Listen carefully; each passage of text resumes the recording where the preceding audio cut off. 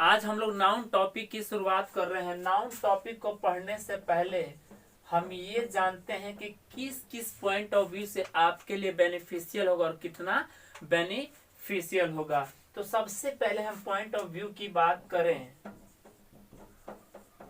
Point of view, तो यहाँ पे जो पॉइंट ऑफ व्यू है, जो हमारा मेन उद्देश्य है, मेन लक्ष्य है, उस पे पहले हम बात करते हैं, यानी एग्जाम पे। तो एग्जाम पॉइंट ऑफ व्यू से ये हमारे लिए कितना बेनिफिशियल है, कितना बेनिफिट हो सकता है और किस किस एग्जाम के लिए बेनिफिशियल हो सकता है। तो सबसे पहले हम यहाँ पे बात करें एसएससी सीजीएल की या फिर सीपीयू की या सीएचएसएल एमटीएस यानी एनडीए एयरफोर्स नेवी, जितने भी एग्जाम होते हैं यहाँ से आपसे क्वेश्चन पूछे जाते हैं, चाहे डायरेक्ट हो या फिर इनडायरेक्ट रूप से क्वेश्चन पूछे जाते हैं। जब यहाँ पे क्वेश्चन पूछे जाते हैं एग्जाम की हमने बात की, तो यहाँ पे जानते हैं कि आपके प्री प्लस मेंस मिलाकर यहाँ से आपसे कितने मार्क्स के क्वेश्चन पूछे जाते हैं। तो सबसे पहले बात की जाए आपके प्रीलिम्स की, तो प्रीलिम्स और प्लस मेंस मिलाकर यहाँ से आपसे 10 to 20 मार्क्स के क्वेश्चन पूछ लिए जाते हैं। 10 to 20 मार्क्स के क्वेश्चन आपसे डायरेक्ट या इनडायरेक्ट रूप से पूछ लिए जाते हैं।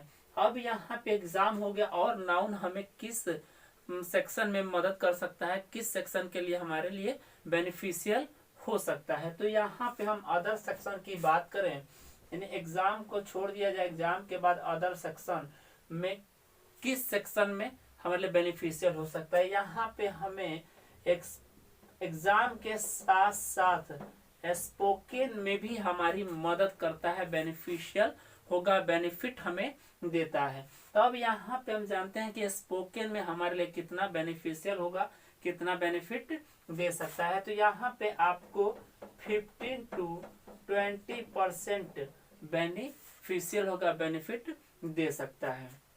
स्पोकन के बाद और किस सेक्शन में आपकी मदद कर सकता है, तो ये आपको राइटिंग के सेक्शन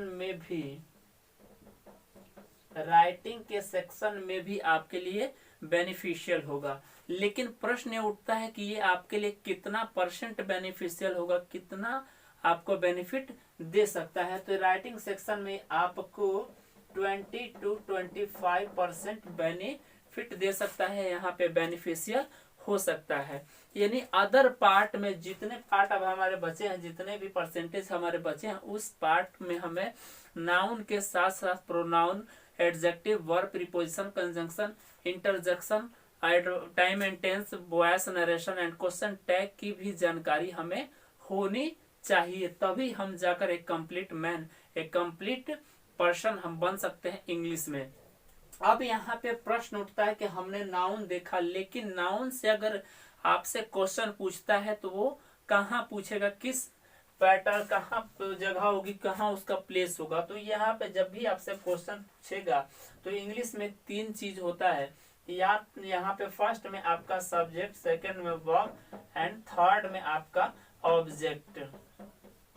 ये 3 सेक्शन है जहां आपसे एग्जामिनर क्वेश्चन पूछता है। तो यहाँ पे आपसे या तो कोई आपसे यहाँ से क्वेश्चन पूछेगा, या फिर यहाँ से आपसे क्वेश्चन एग्जाम में पूछा जाएगा। यानी नाउन से अगर क्वेश्चन पूछा जाएगा, या तो सब्जेक्ट के प्लेस पे होगा या फिर ऑब्जेक्ट के प्लेस पे होगा, अदरवाइज कोई दूसरा प्लेस आपके लिए नहीं होगा, वहां से क्वेश्चन नहीं पूछा जाएगा।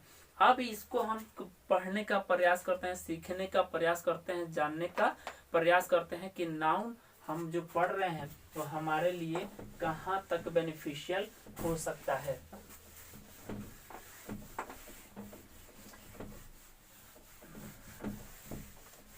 अब यहाँ पे हम इसकी डेफिनेशन की बात करें, तो इसकी डेफिनेशन बचपन से हमने क्या पढ़ी थी, एक ही डेफिनेशन हम बचपन से रटते आ रहे। A noun is the name of person, place, animal और thing।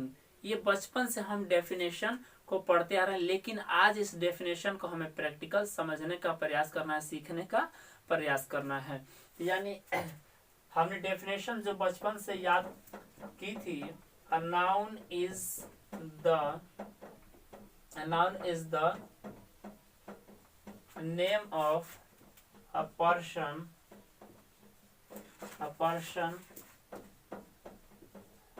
place, animal,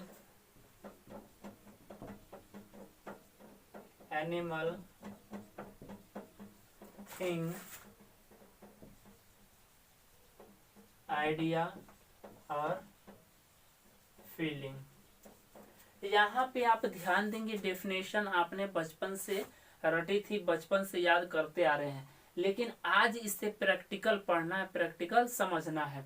यहाँ पे आप ध्यान देंगे, a noun is the name of person, यानी पर्सन की बात की है इसने। तो पर्सन यहाँ पे हमारे मेनली दो तरह के पर्सन होते हैं।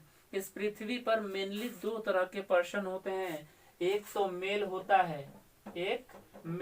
है, और सेकंड जो है हमारा फीमेल होता है। यानी मेल में हम क्या समझे, मेल का मतलब है जो मेल यानी पुरुष जाति को डोनेट करता है। जैसे हमने कहा श्याम से हमने लिया एग्जांपल राम। अब यहाँ पे फीमेल, तो फीमेल जो स्त्री जाति को डिनोट करता है, स्त्री जाति को डोनेट करता है। यहाँ पे हमने लिया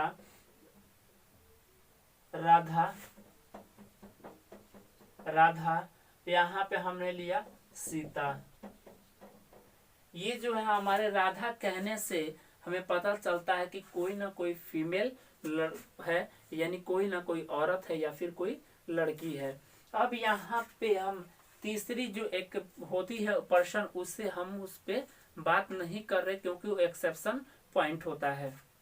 अब यहाँ पे हम प्लेस को जाने, तो प्लेस जो है हमारा, यहाँ पे दो ही तरह का प्लेस, यहाँ पे मैं ऊपर लिख रहा हूँ, प्लेस यहाँ पे दो ही तरह के होते हैं, दो ही तरह का हमारा प्लेस होता है। एक तो फर्स्ट में हमारा लार्ज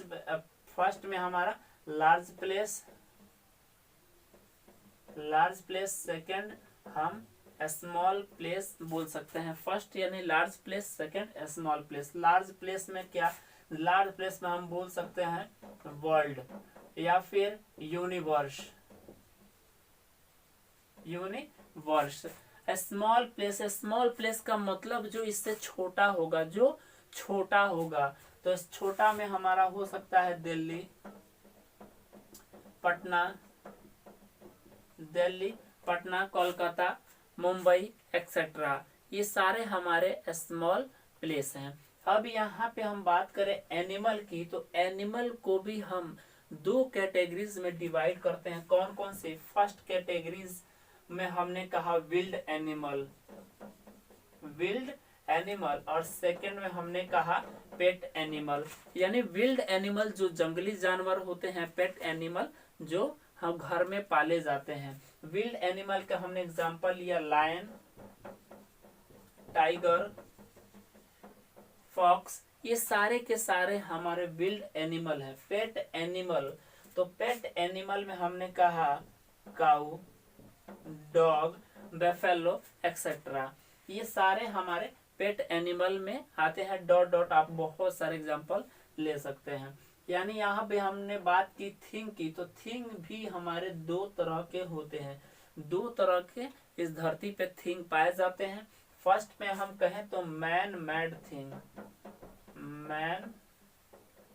थिंग, और सेकंड कैटेगरी में हम बात करें तो यहाँ पे गॉड मेड थिंग,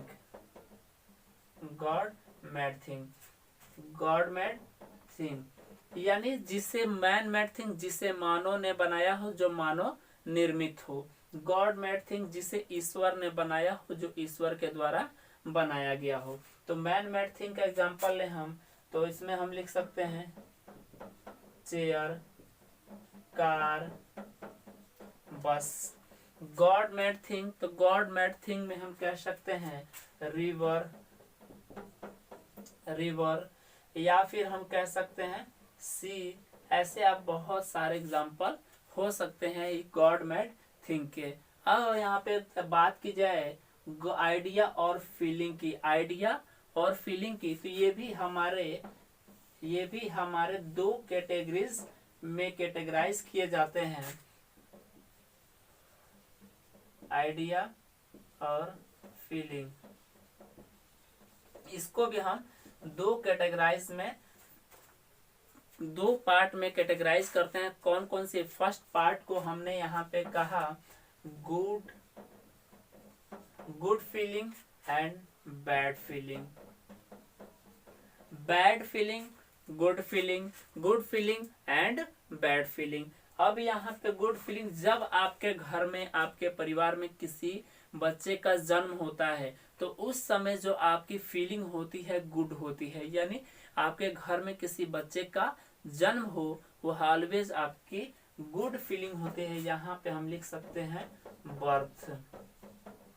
अगर वही बच्चा आपके साथ 2 घंटा, 4 घंटा, 10 घंटा रहे, अचानक उसकी तबीयत बिगड़ जाए और वो डेथ कर जाए, अचानक वो डेथ कर जाए, तो उस टाइम जो है आपके परिवार के बीच में, आपके रिलेटिव के बीच में जो फीलिंग आएगी वो बैड फीलिंग निकलेगी, यानी दुखदायी फीलिंग होगी। तो यहाँ पे हम कह सकते हैं किसी का डेथ जब होता है वो हमारे लिए बैड फीलिंग होता है, बैड फीलिंग होता है। अब यहाँ पे दूसरा एग्जांपल हम लेते हैं मैरिज। अगर आपके घर में किसी की शादी हो तो आपके लिए, आपके समाज के लिए, आपके रिलेटिव के लिए, आपके फ्रेंड्स के लिए, सारे के सारे आपके मित्र हैं, दोस्त हैं, वो सारे के सारे खुश होंगे, यानी गुड फीलिंग होगी। जैसे अब शादी हो गई उसके बाद में अब दोनों 2 महीने 4 महीने उन्होंने साथ रहा, 2 साल भी साथ रहा, लेकिन अब दोनों में अनबन चल रही है, दोनों का अपना आपस में कोई मेल मिलाप नहीं है। तो वो दोनों क्या चाहते हैं? दोनों अब एक दूसरे से अलग होना चाहते हैं, छुटकारा पाना चाहते हैं। जब वो अलग होंगे तो वो लोग किसी न किसी नियम से होंगे, यानी क्या, उस टाइम जो वो डिवोर्स लेंगे। जब वो डिवोर्स लेंगे तो वो लोग दो परिवार का, दो संबंध का विखंडन हो रहा है। जब 2 परिवार और 2 समाज का विखंडन हो, उसे हम क्या, फीलिंग कैसी होगी उस टाइम? उस समय आपके बैड फीलिंग होगी, आपके रिलेटिव की, आपके दोस्त की और आपके परिवार में, आप और दोनों के बीच में। यानी हम कह सकते हैं डिवोर्स। ये हमने जो डेफिनेशन देखा था इसी में वो लॉजिकल है, लॉजिक, ये सारे के सारे चीजें उसमें ये छिपी हुई हैं। लेकिन अब इसी चीज को हमने यहाँ पे देखा पर्सन, तो पर्सन में मेल भी मिल गया, फीमेल भी मिल गया, कुछ बचा, बोलो कुछ बचा, कुछ नहीं बचा। अब यहाँ पे प्लेस देखा तो प्लेस में हमें लार्ज प्लेस भी मिल गया, वर्ल्ड भी मिल गया, यूनिवर्स भी मिल गया, स्मॉल प्लेस में दिल्ली, पटना, कोलकाता एक्सेट्रा। अब यहाँ पे एनिमल में हमने विल्ड एनिमल देखा, पेट एनिमल देखा, और उसके बाद बोलो कोई तीसरा एनिमल बचता है, या तो एनिमल हमारा विल्ड होता है या फिर पेट होता है। अब यहाँ पे थिंग देखा हमने, मानव निर्मित वस्तु, man made thing and God made thing. और तीसरा कोई वस्तु बोलो कुछ है नहीं। अब यहाँ पे आइडिया और फीलिंग हमने देखा, एक फीलिंग हमारी गुड, एक फीलिंग बैड। बोलो अब कुछ बचा क्या? यानी ये डेफिनेशन अपने आप में कंप्लीट थी, लेकिन ये सारे रहस्य आप नहीं जानते थे, बस इसको आपने रटा था। लेकिन आज से आप के समझ में आ गया होगा कि यानी यहाँ पे हमने जो देखा कहीं ना कहीं वो किसी न किसी चीज का नाम है। यानी ये आपकी डेफिनेशन ट्रेडिशनल ग्रामर के अनुसार थी। अब मॉडर्न ग्रामर के अनुसार इसकी हम डेफिनेशन जानते हैं, सीखने का प्रयास करते हैं कि मॉडल डेफिनेशन, मॉडर्न ग्रामर के अनुसार इसकी डेफिनेशन क्या होती है, उसको भी हम जानने का प्रयास करते हैं। यानी इन जितने चीजों को हमने देखा है उसे हम एक लाइन में लिख सकते हैं, एक लाइन में बोल सकते हैं। क्या कह सकते हैं? द वर्ड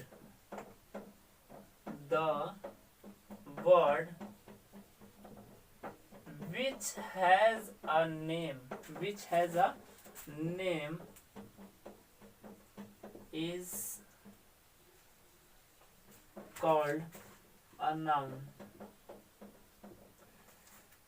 वह शब्द जिसका कुछ नाम होता है, जिसका नाम होता है, वो हमारा नाउन कहलाता है, यानी वो हमारा नाउन होता है। यानी इस संसार में, इस दुनिया में ऐसा कोई चीज नहीं जिसका कोई नाम नहीं। अगर नाम है तो नाउन है, नाम नहीं तो नाउन भी नहीं होगा।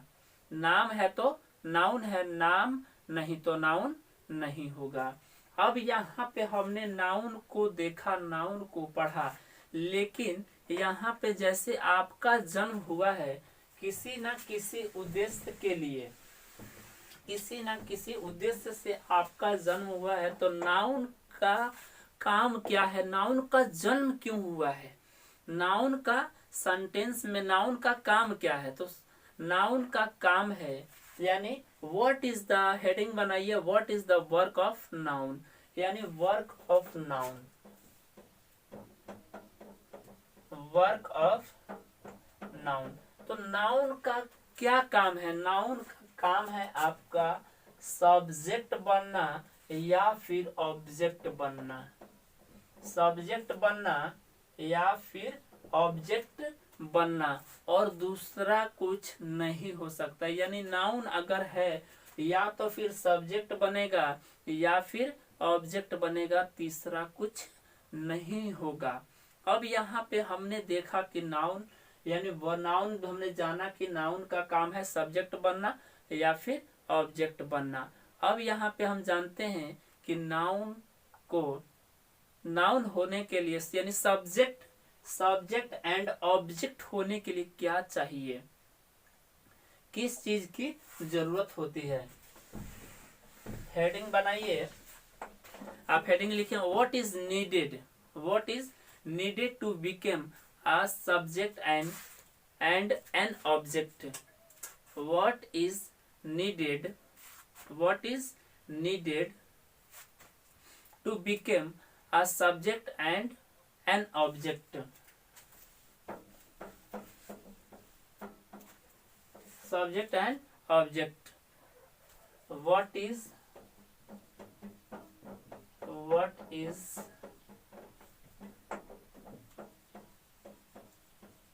needed to, what is needed to become a subject and an object. Subject and object होने के लिए किस किस चीज की आवश्यकता होती है, किस किस चीज की जरूरत होती है। तो यहाँ पे आप देखेंगे जो सब्जेक्ट और ऑब्जेक्ट जो है, सब्जेक्ट और ऑब्जेक्ट, यहाँ पे आपके सब्जेक्ट ऑब्जेक्ट होने के रियल चीज, रियल क्या होता है, रियल यानी रियल किस चीज की जरूरत होती है। तो रियल में आपको नाउन की जरूरत होती है, रियल ये नाउन,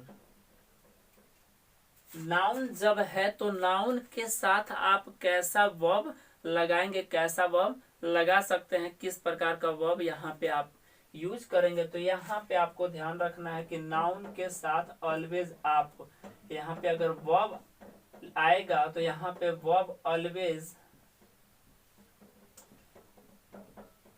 सिंगुलर या प्लूरल यूज किया जाएगा।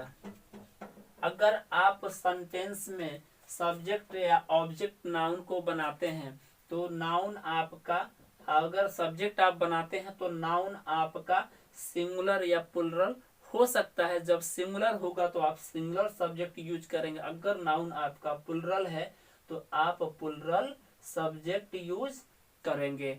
ये आपके ऑलवेज रियल सब्जेक्ट होंगे, ऑब्जेक्ट होंगे। अब यहाँ पे आपका प्रोनाउन, यहाँ पे फर्स्ट आपका नाउन, सेकंड आपका प्रोनाउन। अब यहाँ पे प्रोनाउन है तो प्रोनाउन के साथ हम कैसा वर्ब यूज करेंगे, तो प्रोनाउन के साथ हम यहाँ पे सिंगुलर या फिर प्लूरल वर्ब यूज कर सकते हैं, सिंगुलर या प्लूरल वर्ब यूज कर सकते हैं। यानी जब आपका सब्जेक्ट, आपका प्रोनाउन सिंगुलर होगा तो ऑलवेज वर्ब सिंगुलर लेगा, अगर आपका प्रोनाउन प्लूरल होगा तो ऑलवेज प्लूरल वर्ब लेगा। अब यहाँ पे एक सब्जेक्ट हमारा जो होता है वो अनरियल सब्जेक्ट होता है, अनरियल सब्जेक्ट, अनरियल सब्जेक्ट की कैटेगरी में यहाँ पे हम रखते हैं अनरियल सब्जेक्ट की कैटेगरी में हम यहाँ रखते हैं। तो यहाँ पे सबसे पहले हम यहाँ पे जीरंड को रखते हैं नंबर 1 पे। जीरंड यानी जीरंड जो है कभी कभी noun as a noun use, as a subject use होता है, एज अ ऑब्जेक्ट भी यूज होता है, लेकिन अदर में देखा जाए तो इसका और भी रोल होता है। यहाँ पे जीरंड है तो जीरंड को हम कैसे पहचाने कि ये जीरंड है? तो जीरंड का पहचान ऑलवेज यही है कि वर्ब के साथ अगर आप ing लगा देते हैं तो आपका जीरंड होगा, यानी क्रिया प्लस ना हिंदी निकलेगा, क्रिया प्लस ना हिंदी निकलेगा, यानी वर्ब के लास्ट में ना लिखा मिलेगा। जैसे टहलना सेहत के लिए अच्छा होता है, टहलना सेहत के लिए अच्छा होता है, तो इसे हम जीरंड फॉर्म में भी बना सकते हैं। एज अ नाउन आपका वहां पे यूज होगा। और इसके साथ अब प्रश्न उठता है कि इसके साथ हम वर्ब कैसा यूज करेंगे, किस तरह का वर्ब यूज हो सकता है? तो इसके साथ आपको ऑलवेज यहाँ पे याद रखना, इसके साथ जब वर्ब यूज होगा तो यहाँ पे हम वर्ब सिंगुलर यूज करेंगे या फिर प्लुरल यूज करेंगे। और उसके बाद में यहाँ पर आप अदर वर्ड लिखा होगा, तो इसके साथ हम जब भी यूज करेंगे तो सिंगुलर वर्ब प्लुरल वर्ब यहाँ पे हम यूज नहीं करेंगे। प्लुरल वर्ब यूज यहाँ पे करना हमारा गलत होगा। और यहाँ पे हमारा सब्जेक्ट और ऑब्जेक्ट कौन बन सकता है? तो सब्जेक्ट और ऑब्जेक्ट यहाँ पे आपका सेकेंड पार्ट में इन्फिनिटिव हो सकता है। यहाँ पे सब्जेक्ट और ऑब्जेक्ट में यहाँ पे इन्फिनिटिव हो सकता है। तो इन्फिनिटिव की क्या पहचान है, उसको कैसे पहचाने को हमारा इन्फिनिटिव है? तो इन्फिनिटिव यहाँ पे 2 प्लस ऑलवेज V1 लगा होगा और इसका भी हिंदी निकलेगा, यानी क्रिया प्लस ना होगा, क्रिया प्लस ना होगा। और इसके साथ भी हम वर्ब, यहाँ पे वर्ब इसके साथ हम सिंगुलर यूज करें या फिर प्लुरल यूज करें। यहाँ पे भी ध्यान रखना है कि इसका यूज जब भी होगा तो यहाँ पे सिंगुलर होगा, प्लुरल के साथ इसका यूज नहीं होगा। इसके सेंटेंस लेकर हम समझते हैं। तो सेंटेंस में कहा जाए टहलना सेहत के लिए अच्छा है, टहलना सेहत के लिए अच्छा है। तो आप चाहें तो जीरंड फॉर्म से यूज करके बनाए, आपका सेंटेंस राइट होगा, या फिर इन्फिनिटिव से बनाए तो भी आपका सेंटेंस राइट होगा। अब यहाँ पे तीसरा पार्ट आपको क्या चाहिए? तीसरा पार्ट और क्या हमारा सब्जेक्ट एंड ऑब्जेक्ट हो सकता है? तो थर्ड पार्ट में आप यहाँ पे ध्यान रखेंगे, थर्ड पार्ट में यहाँ लिखा हूँ, थर्ड पार्ट में आप याद रखेंगे, थर्ड पार्ट में अगर आप द प्लस एडजेक्टिव, आप थर्ड पार्ट में एडजेक्टिव लगा देते हैं तो एडजेक्टिव भी आपका यहाँ पे सब्जेक्ट एंड ऑब्जेक्ट की तरह यूज होता है।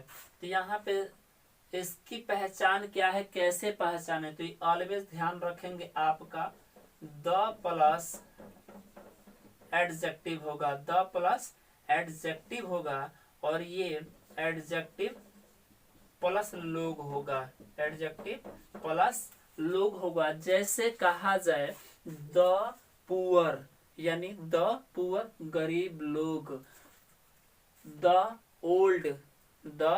ओल्ड बूढ़े लोग, द रिच अमीर लोग। अब यहाँ पे एक प्रश्न है कि यहाँ पे इसके साथ क्या वर्ब यूज करेंगे? इसके साथ भी आपको याद रखना, इसके साथ जब वर्ब यूज होगा तो यहाँ पे सिंगुलर यूज होगा या फिर प्लुरल यूज किया जाएगा। तो इसके साथ ऑलवेज आपको सिंगुलर वर्ब यूज किया, प्लुरल वर्ब यूज किया जाएगा, सिंगुलर वर्ब यूज नहीं किया जाएगा। इसके साथ सिंगुलर वर्ब लगाना हमारा गलत होगा और कॉमन एरर होगा। अब यहाँ पे प्रश्न अगली कौन सी टॉपिक हो सकती है, अगला कौन सा पार्ट है जो हमारा सब्जेक्ट एंड ऑब्जेक्ट बन सकता है। तो फोर्थ पार्ट में यहाँ पे आपका जो है, फोर्थ पार्ट में आपका फ्रेज है जो आप सब्जेक्ट एंड ऑब्जेक्ट हो सकता है, यानी फ्रेज। फ्रेज, यहाँ पे फ्रेज को हम दो तरह से बोल सकते हैं, दो तरह से सेंटेंस में यूज किया जा सकता है। तो फर्स्ट जो है आपका question word plus two plus V1 plus other word होगा। यहाँ पे आप ऐसे करके भी फ्रेज को यूज कर सकते हैं। और दूसरा हम किस तरह से इसे यूज कर सकते हैं, तो यहाँ पे आप question word plus all plus that, all question word plus all plus that, यहाँ पे उसके बाद में आप यहाँ पे सब्जेक्ट, उसके बाद में आप वर्ब ले सकते, वर्ब लगा सकते हैं, और लास्ट में आप यहाँ पे ऑब्जेक्ट लगा सकते हैं। अब यहाँ पे इसके साथ वर्ब जो आएगी वो कौन सी वर्ब होगी, सिंगुलर फॉर्म में होगी या फिर प्लूरल फॉर्म में होगी। तो ऑलवेज यहाँ पे याद रखना आपको, यहाँ पे जो वर्ब यूज किया जाएगा वो ऑलवेज सिंगुलर फॉर्म में होगी, प्लूरल फॉर्म में लगाना हमारा गलत होगा, प्लूरल फॉर्म में यूज करना हमारा गलत होगा। यहाँ तक आप इसको कॉपी करें, फिर उसके बाद हम लोग आगे बढ़ते हैं।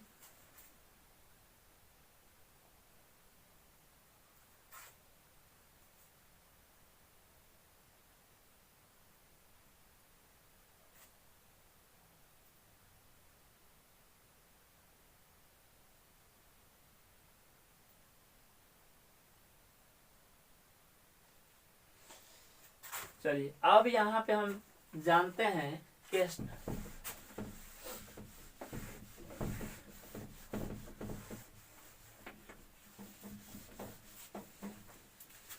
अब यहाँ पे हम स्टडी ऑफ नाउन, हेडिंग बनाइए स्टडी ऑफ नाउन, यानी नाउन का अध्ययन, study of noun.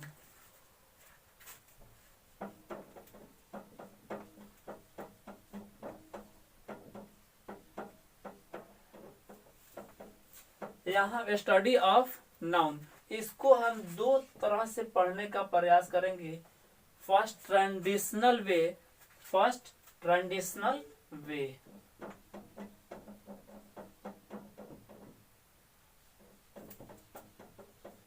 Traditional way,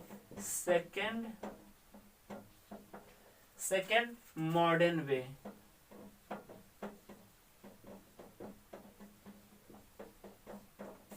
traditional way में नाउन हमारे कितने होते हैं, ट्रेडिशनल वे में हम नाउन हमारे 5 होते हैं। कौन कौन से, फर्स्ट होता है हमारा प्रॉपर नाउन, और सेकंड हमारा होता है common noun, third collective noun,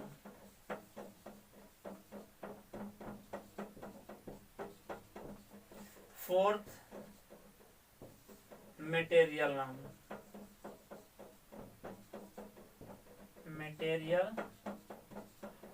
fifth abstract noun.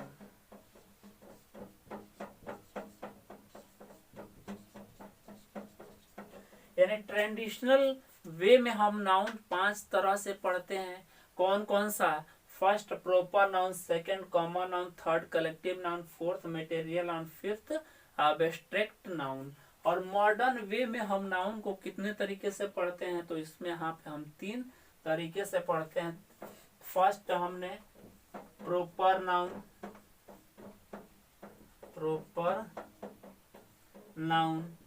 और सेकंड हमारा common noun, sorry third, second हमारा काउंटेबल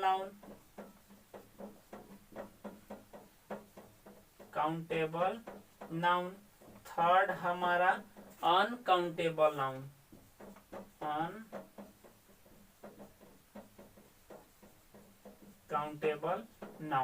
यानी काउंटेबल किसको मिलाकर काउंटेबल बनाया गया, कौन कौन से नाउन है जो हमारे काउंटेबल हो सकते हैं और होते हैं। तो यहाँ पे हमारे दो नाउन है जो कॉमन और कलेक्टिव, ये हमारे काउंटेबल के कैटेगरी में रखे जाते हैं। और यहाँ पे मटेरियल और एब्स्ट्रैक्ट ये हमारे अनकाउंटेबल नाउन होते हैं।